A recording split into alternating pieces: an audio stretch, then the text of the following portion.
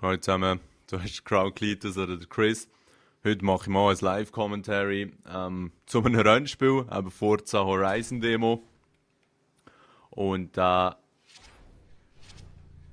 wir müssen den Soundtrack, also eigentlich die Lieder müssen deaktivieren, weil sonst, Moment schnell, jetzt habe ich da noch ein bisschen den Ton aktiv. Aber ja, die Lieder müssen deaktivieren, weil sonst hat YouTube keine Ahnung, getaggt oder wäre sie unzufrieden gewesen, wenn ich hier lizenzierte Songs brauche. Jetzt habt ihr gesehen, der Blitzer hier, da ist mir Rekord 200 km/h. Aber ich habe gesehen, der eine in meiner Freundesliste ist schon mit 210 durch. Nicht schlecht, nicht schlecht. Aber ja, die Songs musste ich rausnehmen, aber es würde sich auf jeden Fall lohnen, weil ich es vielleicht schnell zeigen mit dem Digi-Kreuz links und rechts kann man wechseln. Nein, also im Menü komplett deaktiviert, da gibt es eh nichts. Ja, easy. Eben, es gibt irgendwie so einen basslastigen Channel, wo ein bisschen Drum and Bass läuft, eben eher basslastiges Zeug. Da gibt es so ein bisschen einen Pop-Channel und dann auch noch einen Metal-Channel. Und ja, das sind die 3 Radiostationen, die man hier hören kann. Nur schon in der Demo sind die Songs schon hure geil. Also so mit 250 Sachen über die Strasse brettern. Und dann noch so einen treibenden Beat im Hintergrund, das gefällt mir schon noch gut. Und die Grafik, eben, ich habe es gestern mit dem Trappy da noch ein bisschen länger diskutiert. So viel hat sich eigentlich nicht getan, wenn man so ein bisschen ein älteres Need for Speed anschaut, wie zum Beispiel das Carbon. Aber auf der anderen Seite muss man auch sehen, ich finde das Gesamtbild ist eigentlich schon extrem stimmig. Die Weitsicht ist auch gigantisch. Und gleich, es sind halt immer wieder Bäume neben der Strasse und eigentlich nur sehr wenige Gebäude und Zeug und Sachen. Aber das spielt nicht einmal so eine Rolle, weil solange das eben das gesamte Game schön stimmig ist, passt das schon. Und Kehre sieht ja der absolute Wahnsinn aus, gerade im Auswahlbildschirm, wo man sich für einen entscheiden kann. Sie sind extrem aufwendig gestaltet. Jetzt wäre hier, glaube ich, rechts gerade eine Abkürzung gewesen. Naja, egal. Ich bin jetzt auf dem Weg, vielleicht noch schnell zur Info, die es nicht so kennen. Ich bin jetzt auf dem Weg hier zu diesem Event. Das ganze Game wird, ihr seht, in Colorado stattfinden. Hier wird es übelst viele Strassen geben. Jetzt in der Demo kann man sich nur hier bewegen. Es gibt 3 Events. Da ist, wie ihr jetzt rot markiert seht, so ein Rallye-Event dort unten. Hier muss man genau Mustang gegen Mustang, das ist sehr geil. Und dann gibt es hier oben noch ein Event mit so Luxuskarren. Und eigentlich kann ich sonst jetzt den Mustang gegen Mustang probieren. Aber ja, dann nehme ich schnell einen kleinen anderen Rückweg. Gehen wir oben durch. Und ja, also mir hat es wirklich extrem Freude gemacht. Dann gibt es eben auch noch so ein Karre schön zusammengelegt. Es gibt so eine Nachrichtenzentrale und gestern hat mich zum Beispiel der Joey gerade irgendwie geschlagen und dann wird man so informiert. Ich glaube, das hat es im Need for Speed auch schon gegeben oder wie heisst das Zeug? Audiolog oder whatever. Spielt jetzt hier nicht einmal so eine Rolle. Ist ja nicht vom gleichen Hersteller natürlich, sie haben es auch ein bisschen anders gemacht. Ja, egal. Ich habe gestern noch ein Video aufgeladen, habe primär ein bisschen von Black Ops erzählt. Ja, der Offroad habe ich gerade ein bisschen Mühe. Sorry, ich muss nochmal schnell zum Horizon zurückkommen. Ihr seht, das ist dynamischer Tag- und Nachtwechsel. Finde ich auch ein ganz geiles Feature. Obwohl das nur etwas Kleines ist, macht es extrem stimmig. Gerade so der Sonnenuntergang und so. Ja. Aber ich habe jetzt ein Video gemacht. Ich habe über Black Ops 2 erzählt und habe gestern ein paar sehr interessante Gespräche gehabt. Dann auch in den Kommentaren immer wieder so, weil die Leute einfach irgendwie nicht nachvollziehen können, wieso dass ich mich jetzt so auf das Black Ops freue. Weil für die meisten war das MW2 das Beste gewesen. Und ich habe das, glaube ich, schon 3,84 Millionen Mal erzählt, dass ich eben das MW2 eher ein bisschen scheisse gefunden habe, auch am Anfang. Ich kann nicht verstehen, wie man das Game auch heute noch spielen kann. Weil das Einzige, was ich dort antreffe, wenn ich es dann trotzdem mal einlegen sollte, sind irgendwelche Trickshotter-Jungs, die sich 300'000 Mal drehen, an einem Gebäude stürzen und so Crap. Und eigentlich gar nicht mehr am Spiel selber interessiert sind. Und dann die ganzen YouTuber und so, die können mir nicht erzählen, dass die das einfach ignorieren. Naja, aber eben, ich will mich da jetzt gar nicht zu fest irgendwie reingeben, weil Geschmäcker sind verschieden und ich muss sagen, geil. Also wenn ihr immer noch Freude an diesem Teil habt, dann hat sich ja die Investition auf jeden Fall richtig gelohnt und spielt das auch weiter. Ich will ja niemanden davon abhalten, es ist eher einfach so ein bisschen meine Meinung, logischerweise. Und ich bin ja auch nicht so ein Zeugen Jehova-Willi, wo da irgendjemand überzeugen will oder so. Dass das auch mal gesagt ist. Ich werde auch nicht von Treyarch gezahlt. Aber ich möchte jetzt schon einmal ein bisschen auf die Situation eingehen, weil die meisten von euch scheinen sich nicht so mit dem zu beschäftigen. Ja gut, wieso auch? Ihr spielt ja einfach das Game und gerade die Jüngeren reissen dann gerne so ein bisschen das Maul auf und so. Es gibt auch Ältere, die gerne das Maul aufreissen. Mir ist halt einfach das ist schon noch ein Anliegen. Wenn man zum Teil nicht so Ahnung hat, dann sollte man gescheiter eigentlich mal nichts sagen, vielleicht mal ein bisschen hören. Also einfach mal irgendetwas rausproleten, wo dann vielleicht fernab von der Realität ist. Weil das scheinen mir doch auch ein paar von euch zu sein, ohne jetzt jemandem zu nahe zu treten oder eine Karre zu fahren. Infinity Ward, wo ja eigentlich Call of Duty Franchise so ein bisschen erfunden hat. Beim MW2 waren ja die 2 Chefs von dieser Firma noch dabei gewesen. Und es hat dann ein paar unschöne Szenen gegeben, die dazu veranlasst haben, vor allem glaube ich auch Activision ihre Fisch da wieder mal ein bisschen tiefer reingehängt, dass sie dann gegangen. Das hat dann für Unstimmigkeiten innerhalb von Infinity Ward gesorgt. Es sind dann noch mehr Leute gegangen, das Team ist dann ein bisschen ausgefüllt worden mit neuen Leuten, mit anderen Leuten. Und darum hat man dann auch Beachhead Studios und so auch noch reingeholt, für einen Multiplayer-Modus zu schaffen, weil man es allein einfach nicht geschafft hat. Weil ihr wisst ja sicher, dass Infinity Ward und Treyarch haben jeweils ca. 2 Jahre Zeit, am neuen Call of Duty zu arbeiten. Das müssen sie so oder so. Und ich nehme an, Activision hat die vertraglich eigentlich so gezwungen, dass sie jedes Jahr wieder eins oder alle 2 Jahre, eins müssen bringen. Jeder Hersteller. Uiuiui. Und ja, Infinity Ward hat so Probleme gehabt. Die meisten von euch haben vermutlich noch nie geschafft und wissen auch nicht, wie so ein Mikrokosmos innerhalb von einer Firma überhaupt funktioniert. Weil ihr könnt euch das wie mit jeder Schulklasse oder überall, wo mehr Leute zusammen sind, eigentlich vorstellen. Es gibt immer wieder Unstimmigkeiten. Und wenn jetzt eine Firma von so einem harten Schlag getroffen wird, wie 2 Chefs verlieren, weil sie unzufrieden sind, die vielleicht noch ein bisschen Unzufriedenheiten verbreiten, dass sie ein bisschen über Activision motzen, oder ich weiss es doch nicht. Das sind nur Annahmen. Aber ich bin ganz sicher, dass die Veränderung innerhalb der Teams dazu geführt hat, dass die Firma fast ein bisschen destabilisiert ist worden, dass die Zufriedenheit ist gesunken, Zeug und Sachen. Und dann haben sie einfach noch schnell ein Call of Duty rausdrücken, wo sie sicher auch gute Ideen hatten, wie das Specialist Package, aber sie haben auch ganz viele schlechte gehabt.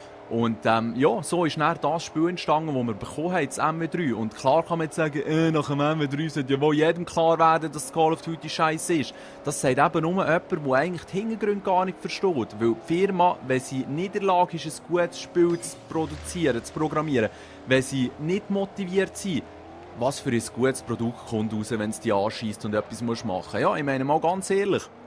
Und so von dem her muss man das schon sehen. Und es geht jetzt nicht darum, Treyarch hier in den Himmel zu loben und so, aber ich meine, ich konnte es einerseits auf der Gamescom schon ein bisschen spielen, haben wir hier ein Bild können verschaffen und andererseits zieht euch mal rein, der David Vanderhart und auch der Chef von Treyarch. Klar ist es viel nur Marketinggebrabbel und ich glaube doch auch nicht alles, was denen aus dem Haus fließt. Aber die Sache ist doch die, schau mal, mit wie viel Einsatz dass die dahinter sind. Hey. Die sind sogar der weit Weg auf Köln gekommen und haben sich das dort angetan. Er erzählt immer wieder, der Vanderhart, wenn er auf das Feedback der Community hört und das ist ja scheinbar auch der Fall. Und rein von dem her haben wir eine motivierte Firma wie Treyarch mit Leuten, die wirklich etwas an den Fans und am Feedback liegt, die ein Game machen wollen, das balanciert und ausgewogen ist. Und ich bin sicher, es wird auch wieder jenste geben, die dort etwas zu motzen haben. Aber get real, Mann. Werdet euch mal bewusst, was wollt ihr eigentlich? Wie wollt ihr, dass ein Game vom Hersteller unterstützt wird? Und klar, wenn die Grafik und das ganze Spielgefühl von Black Ops nicht passt, der hat verloren. Doch das Spiel nur so Balancing und so schrauben und alles versuchen perfekt zu machen für die Fans. Aber auf der anderen Seite, ich tue es wieder mit einer anderen Firma vergleichen. Ein Kunde schätzt das auch, wenn die Firma, die ihm eine Dienstleistung liefert, auf ihn lässt und so ein bisschen probiert, die Situation zu verbessern. Und genau das haben wir bei Treyarch gegeben. Es ist keine Garantie, dass es Black Ops 2 gut wird. Es geht nicht darum, irgendwelche Leute zu überzeugen, weil ich es in den Kommentaren auch geschrieben habe. Mir ist doch das scheißegal eigentlich. Klar, es interessiert mich natürlich, wie viele Leute haben Interesse an welchem Call of Duty, aber auf der anderen Seite, ich bin für niemanden angestellt, ich muss keine Werbungen machen, ich tue einfach erzählen, wie ich das sehe, versuche vielleicht ein bisschen Zusatzinfos zu geben, weil gewisse von euch so die Hintergründe vielleicht gar nicht beachten. Und rein von dem her, ja, Bildet noch eure Meinung, das ist auch gut, ihr könnt ja auch erzählen, das ist alles tiptop, aber versucht das Gesamte zu betrachten. Es ist immer einfach, irgendwie zu sagen, irgendetwas wird scheiße oder jetzt sollten das eben alle langsam geschnallt haben. Ich will da gar nicht auf jemanden konkret eingehen, auch wenn ich jetzt vielleicht einen Kommentar doch immer wieder nenne. Eben, wie gesagt, ich bin froh und es interessiert mich, was zurückkommt. Aber wieso so eine Aussage machen, wenn man gar nicht das ganze Bild anschaut? Und wie gesagt, gewisse haben die Informationen und vielleicht auch nicht der Wissensstand, um das zu erreichen. Aber dann muss ich wieder mal sagen, da schnell ein bisschen nachfragen oder ein bisschen recherchieren. Im Internet kann man ja viel herausfinden und dann sieht man den Zusammenhang ziemlich schnell. Versuchen, die Gesamtsituation zu verstehen, im Game vielleicht eine Chance zu geben, weil schlussendlich, je mehr das Spielen, umso unterhaltsamer wird es, umso mehr kann man auch darüber diskutieren. Und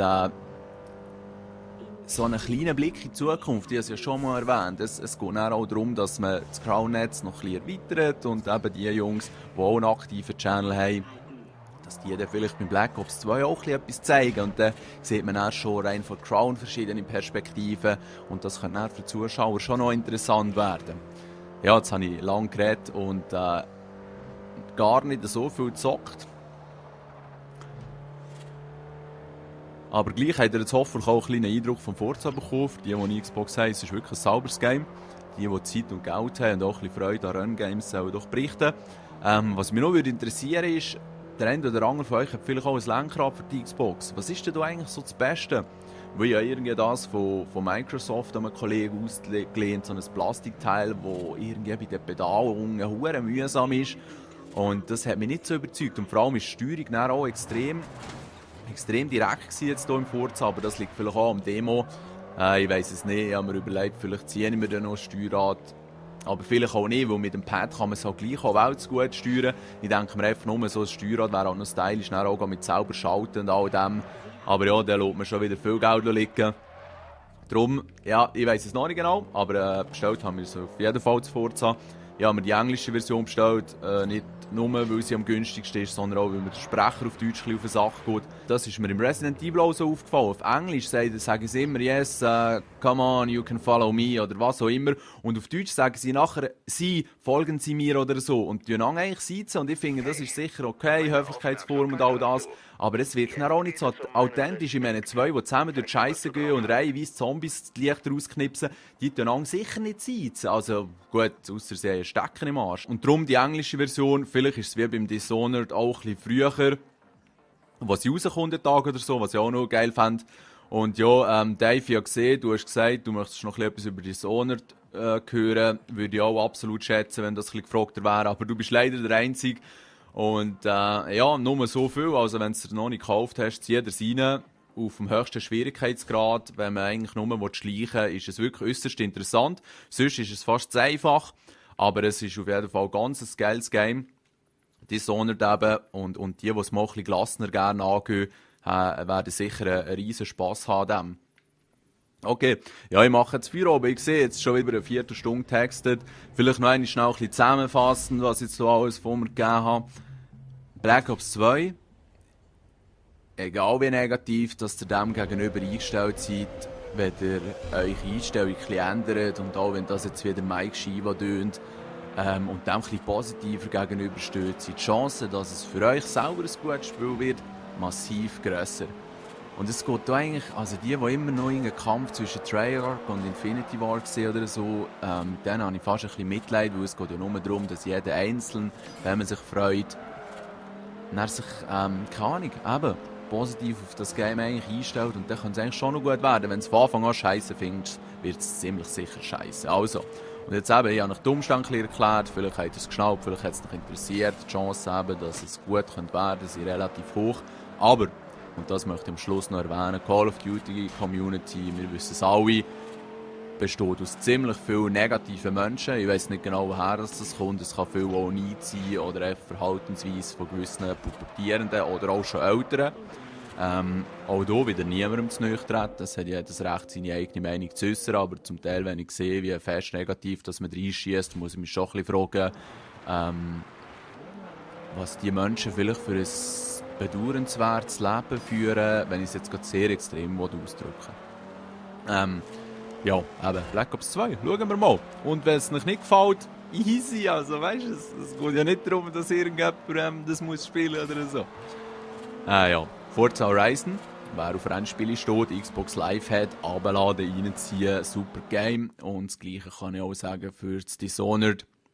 Wir spielen auf Very Hard, super schwer, wie es auch immer auf Deutsch heisst, weil es sonst einfach scheint zu leicht ist und dem kann ich absolut zustimmen. Ich habe bis jetzt auch die ersten 2 Missionen gemacht, brauche relativ viel Zeit, weil ich eben auch niemanden töten will. Es gibt ja, glaube ich, auch noch zusätzlich so ein positives Ende.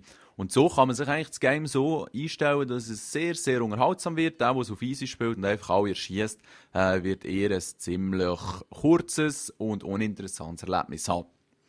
Das wäre es von meiner Seite.